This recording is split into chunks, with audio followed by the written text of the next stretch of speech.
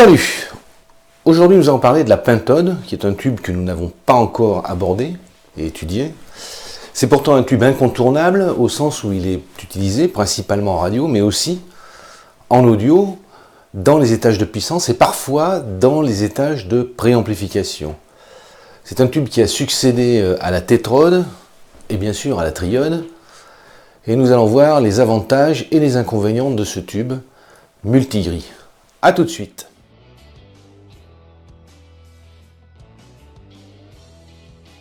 Alors pour comprendre la pentode, il faut d'abord s'intéresser à la tétrode, qui est son ancêtre et qui a directement succédé à la triode.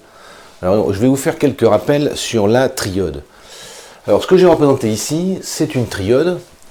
Et classiquement, on va la raccorder sur ce que l'on avait fait d'habitude, c'est-à-dire on va imaginer qu'on la raccorde sur un générateur de tension variable, ici, avec une référence de potentiel ici.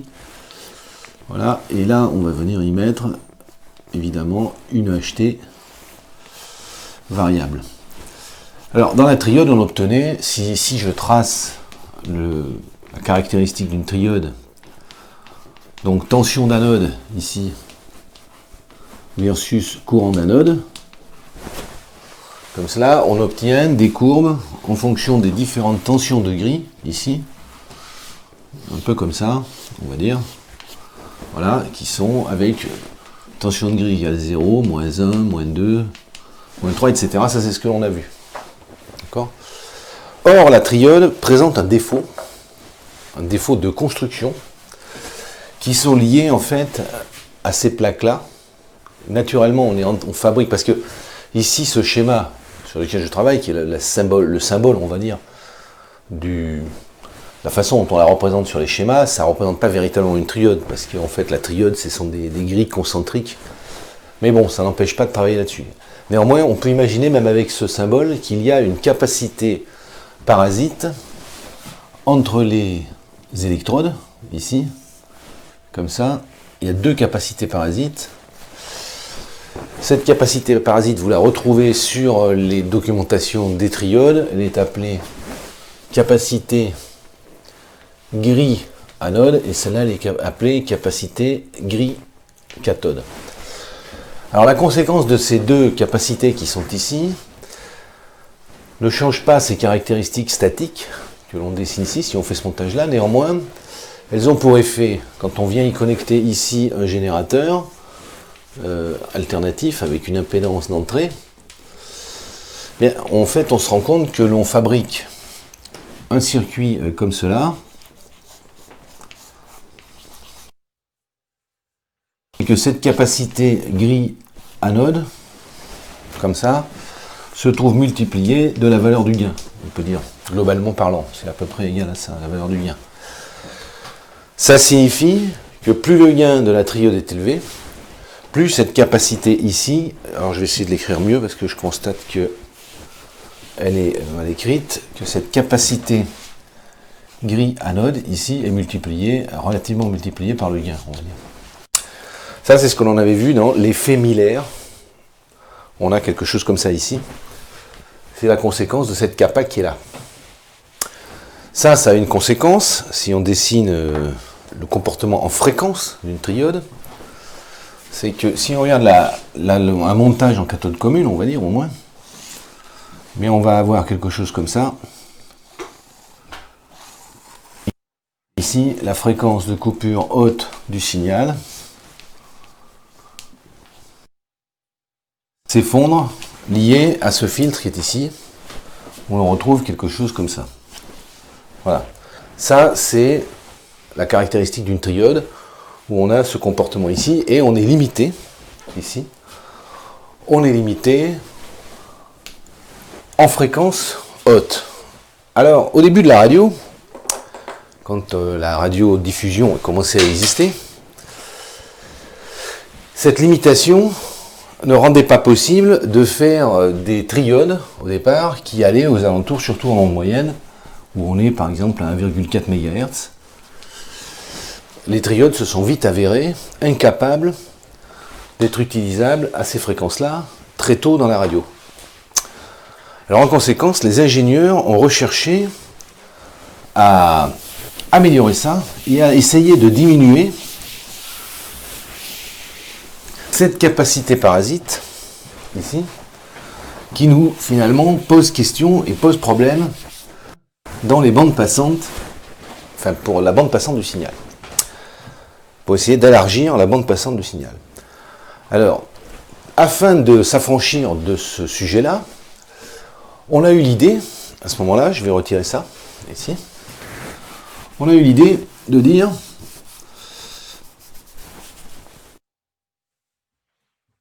rien n'interdirait, typiquement, d'ajouter une grille complémentaire, ici,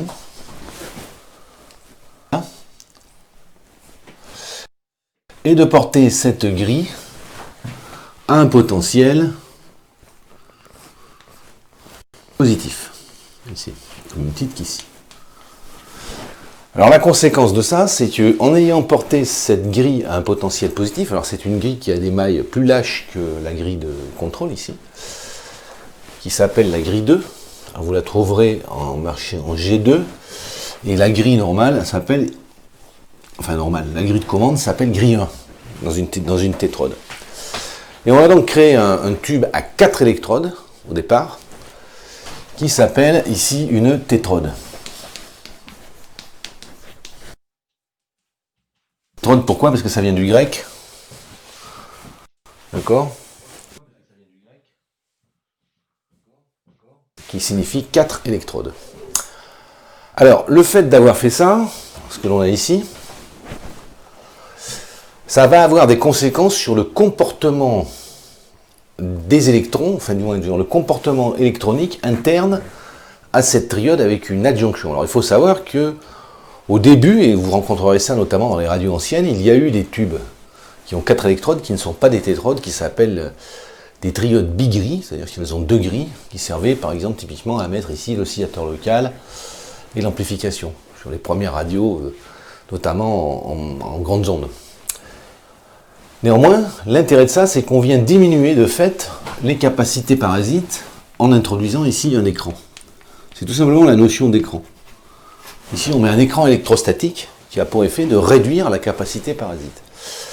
Alors, si maintenant on revient au fonctionnement d'une triode classique, et je vais vous mettre ça, parce que j'ai fait une petite animation sur PowerPoint, sur ces 2 capas qu'on a ici, quand on vient chauffer le filament, évidemment, on a une charge d'espace, ici, sur une triode, et les électrons, bon, bien sûr, sont freinés par la différence de potentiel de cette grille quand on est sur une triode. Le fait d'ajouter une grille écran, un potentiel positif par rapport à la cathode, et je vous rappelle toujours que dans un tube, la référence de potentiel, c'est la cathode. Si on met un tube à un potentiel positif, pardon, il est bien évident que les électrons, alors je vais essayer de voir si je ne peux pas dessiner ça en rouge comme ça, on comprend aisément que les électrons qui sont là vont être attirés vers la plaque et établir un courant de plaque, d'accord, qui est dessiné d'ailleurs dans ce sens-là. Néanmoins, du fait qu'ils ont ici une électrode positive, on peut imaginer aisément qu'une partie des électrons, bien sûr, vont arriver et créer un courant ici, à l'intérieur de cette grille. C'est-à-dire qu'il va y avoir une partition, en fait, du flux électronique entre d'un côté un électron qui va venir là et de l'autre côté des électrons qui vont monter ici. Alors, là, il faut distinguer 2 cas. On va faire un schéma dans lequel on va porter sur ce réseau de caractéristiques la tension de ce que l'on appelle l'écran, c'est-à-dire cette tension qui est ici. Et on va la dessiner arbitrairement, par exemple ici. Ça, c'est la tension d'écran. On a la tension d'écran. Alors, ce qui va se passer, c'est que, évidemment, les électrons vont partir, comme cela, et vont avoir tendance à aller vers la plaque. Comme on est sur des mailles qui sont relativement ajourées, une grande partie des électrons va atteindre la plaque, mais pour autant, une petite partie va quand même aller vers ce potentiel ici. Alors, ça, je vous ai fait une animation aussi, vous allez comprendre ce qui va se passer finalement. Quand les électrons vont atteindre cette plaque, ils vont se retrouver à être accélérés. C'est ce que vous voyez actuellement à l'écran. Mais ça ne suffit pas à expliquer le fonctionnement de la tétrode, ça. Parce que Si ces électrons sont accélérés du fait qu'ils rencontrent un potentiel et qu'ils vont traverser cette grille pour aller atteindre la plaque, il n'en reste pas moins vrai qu'une partie va aller ici, mais il va se trouver un phénomène qu'on a rencontré dès la fabrication des premières tétrodes qui s'appelle ce que l'on appelle l'émission secondaire. C'est-à-dire que les électrons qui sont ici vont certes venir frapper la plaque, l'anode, mais ils vont arracher, comme on le voit dans l'animation que je vous mets ici, ils vont arracher des électrons de la plaque qui vont avoir tendance à revenir ici. Partie des électrons va revenir ici, sur cette grille portée à un potentiel positif. Or, ce qui va se passer, c'est que tant que la tension de plaque n'est pas très supérieure à la tension de la grille écran, on va avoir un phénomène comme ça, de résistance négative qui est liée au fait qu'il y a une émission d'électrons qui vient s'arracher d'ici et revenir là, ce qui provoque dans le réseau de caractéristiques une résistance négative. Quand la tension de plaque va être suffisamment haute ici, beaucoup plus haute on va dire que la tension de grille écran, dans ces cas-là on va retrouver une courbe qui fait ça, en fonction de la tension de grille de commande. Ce qui veut dire qu'on va avoir un réseau de caractéristiques qui fait ça sur une tétrode, sur une pure tétrode.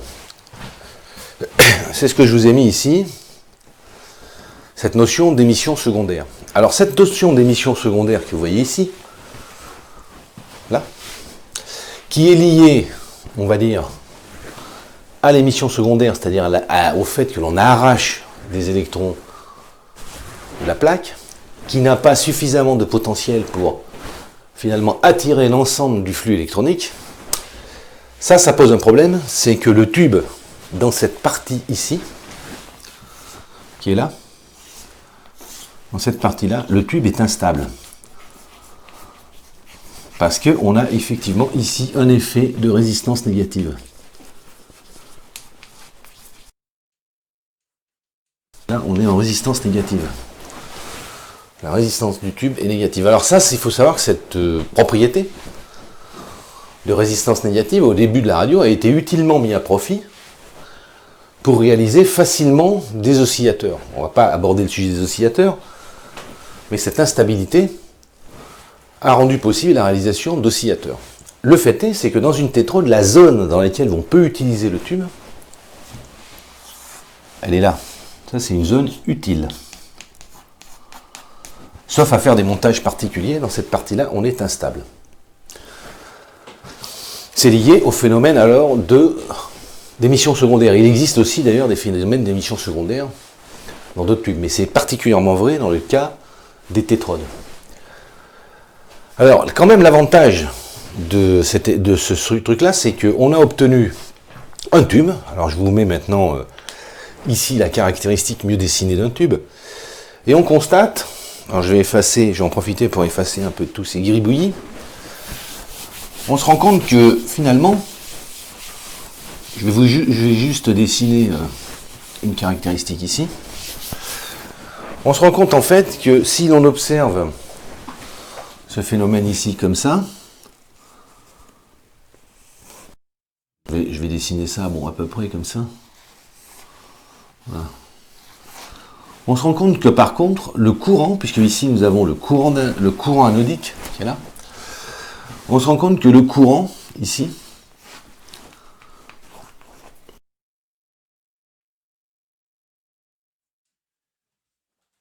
en fonction des différentes tensions de grille, est indépendant de la tension d'anode. C'est ce que vous retrouvez ici sur ce schéma, qui est là. Je vais essayer de prendre un petit stylet. Voilà. Si vous regardez bien ici, le courant ici est relativement constant. Le courant est constant. C'est-à-dire que nonobstant à partir de ce point-là, on va dire, ici, dans cette zone-là, la tension de grille, une fois fixée, fait que le courant anodique est constant, quelle que soit la tension d'anode.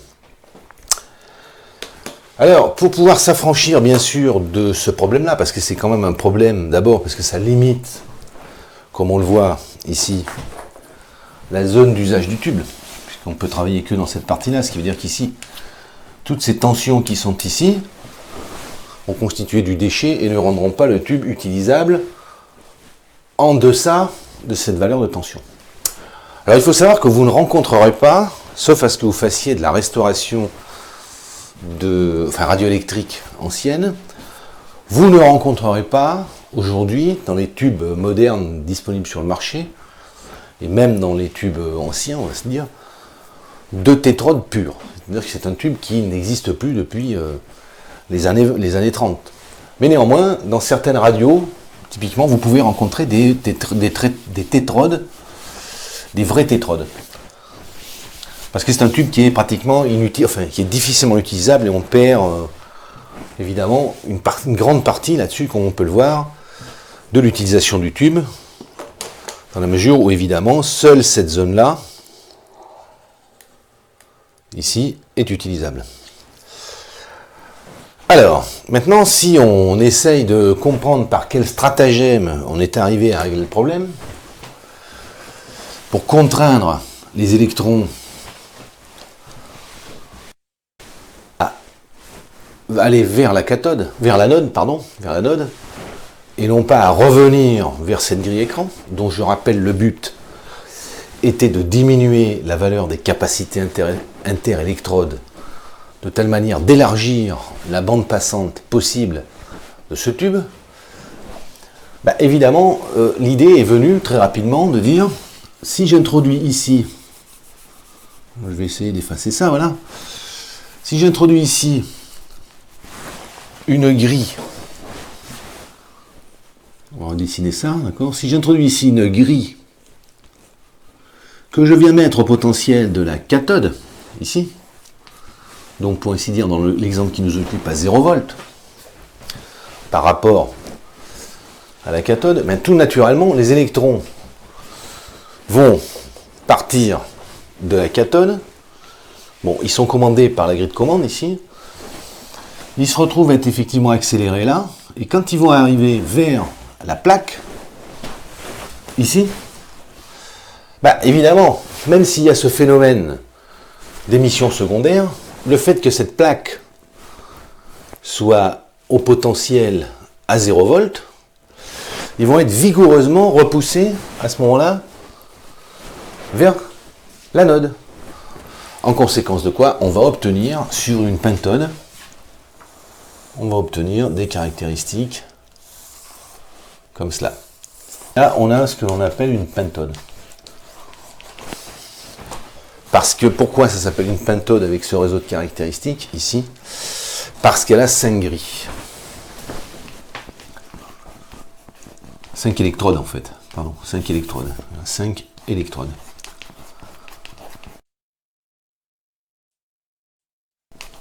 Il faut savoir, juste pour mémoire, que vous verrez orthographier pentode comme cela dans certains articles et parfois dans la littérature. Cette orthographe, enfin c'est juste pour info, cette orthographe est fausse puisque le pentode vient du grec pende.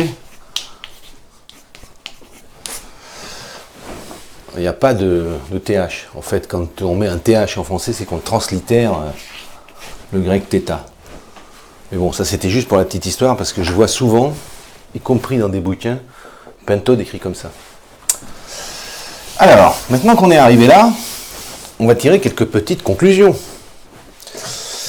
Parce que si on regarde la pentode avec ça, je vous remets une petite animation ici, avec cette grille qui est à 0 volts, et bien évidemment maintenant, les électrons sont absolument incapables de revenir, comme on le voit, enfin sur l'animation que j'ai faite à tout le moins, sont incapables de revenir en émission secondaire, comme l'on a ici. Alors il faut savoir quand même que la pentode par rapport à la triode présente des avantages, au nombre desquels, je vais vous les écrire tout de suite.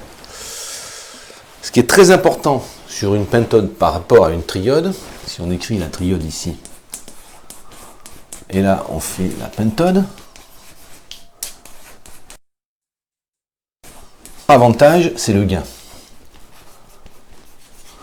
Le gain d'une pentode est énorme. C'est-à-dire qu'on a un gain élevé en regard d'une triode. Deuxièmement, la pentode se comporte ici comme un générateur de courant. C'est-à-dire que le courant anodique qui est ici est indépendant, pour ainsi dire, de la tension d'anode. C'est-à-dire que l'on voit que ici, on est sur quelque chose de constant. Le courant est constant, on va dire, pratiquement constant.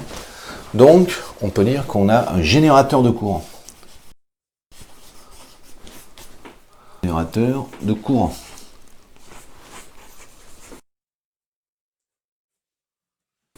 La pentode est un générateur de courant, c'est un des premiers générateurs de courant constant d'ailleurs, de l'histoire de l'électronique.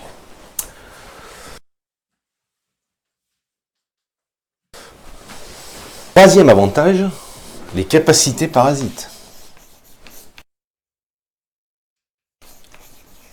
Capacité parasite. Il faut imaginer par exemple que sur les capacités parasites que vous avez à avoir sur une pentode, il est facile, aisé même dirais-je, d'obtenir ici des capacités de l'ordre de 1,3 picofarad. C'est ce que vous pouvez rencontrer facilement sur les pentodes, même en audio. Alors il faut savoir qu'en principe en audio, il n'est pas nécessaire d'utiliser... Je vais me mettre là, tiens. Il n'est pas nécessaire d'utiliser des pentodes au sens de la réduction, on va dire, de la bande passante, parce que généralement, vous n'avez pas besoin d'avoir un tube qui monte à plusieurs mégas, plusieurs dizaines de mégas même parfois. Par contre, l'avantage d'utiliser des pentodes, particulièrement dans les étages de puissance, c'est ça. C'est le gain élevé d'une pentode. Après, on va regarder le réseau de caractéristiques, c'est-à-dire c'est son gain élevé, parce que vous allez éviter de mettre des étages intermédiaires pour pouvoir piloter le tube dès lors que vous avez une pentode. Voilà ce que l'on peut dire aujourd'hui sur les parties des pentodes. Alors si maintenant on compare les réseaux de caractéristiques, et c'est là que ça va devenir intéressant, je vais effacer tout cela, et on se retrouve tout de suite pour que je vous explique les réseaux de caractéristiques.